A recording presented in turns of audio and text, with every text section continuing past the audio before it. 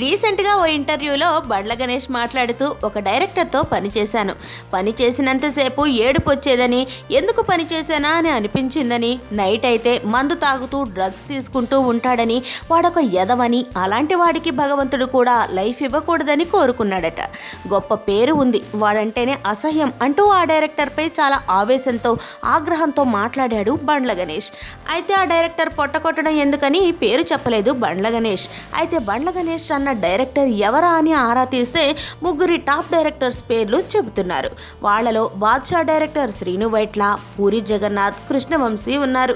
ఈ ముగ్గురిని ఫిల్టర్ చేసి చూస్తే శ్రీను వైట్ల అలాంటి వాడు కాదని, వర్మ అసిస్టెంట్సే అలా బిహేవ్ చేస్తారని కృష్ణవంశీ, పూరి పేర్లు సెమీఫైనల్ చేశారు.